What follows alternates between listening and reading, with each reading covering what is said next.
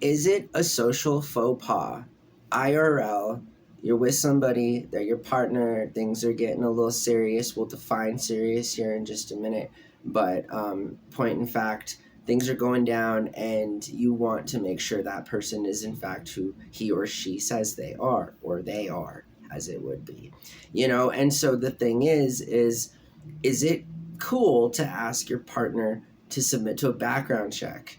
And that's what I want to talk about. So thanks for watching the video. Again, I really appreciate it. And here's the thing. Okay, so casual dating, as it would be, constitutes of anything from, liking somebody's posts on a random Facebook page of a friend and hopping into somebody's, DMs that way, or meeting them in real life, or getting set up by a friend. However, you meet a person that you're getting jiggy with, I would definitely say that there are levels to that relationship. And so when things are serious, right? So for example, you're about to move in with this cat. And again, cat being the proverb for all of the sexes involved. But I'm just saying, you feel me? All right, so follow me. So like, you want some cat to move in with you, right?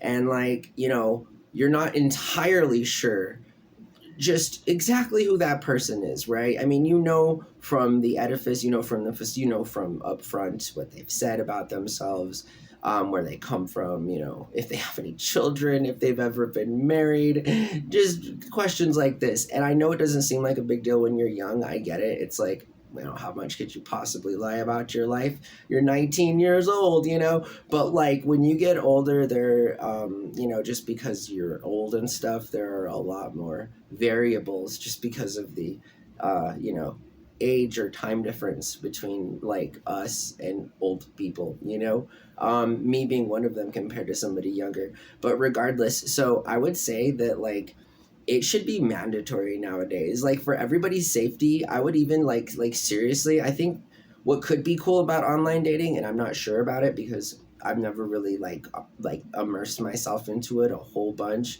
but there ideally, I guess, would be security things that would allow user to user communication, after being vetted, at least on some kind of a level, right?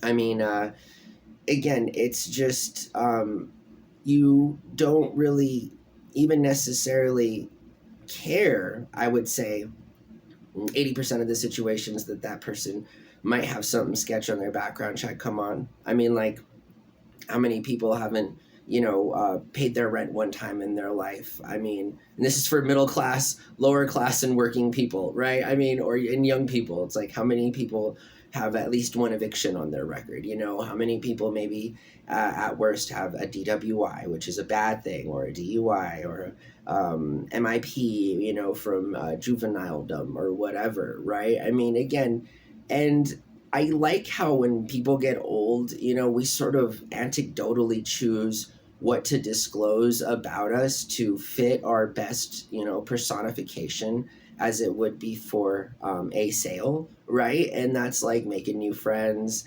trying to get like a lady's phone number, like from my perspective, on my level, from a hetero straight perspective, you feel me? Like it could be any of these things. And so I like really, really believe now I'm not entirely old. Again, I say it all the time, at least once a day on any one of these 4 videos, that I'm 36 years old, and it trips me out because I'm getting old, if not already, I'm just old. And I feel like I would like there to also be a place, like, again, one of the reasons I don't online date is because I'm not familiar with it. And once more, I mean, I just, you don't need to tell everything about, yourself to that person, especially, I guess, as adults, we can all choose on what we omit about ourselves, but we got to keep it, within reason, so that that person, even if it's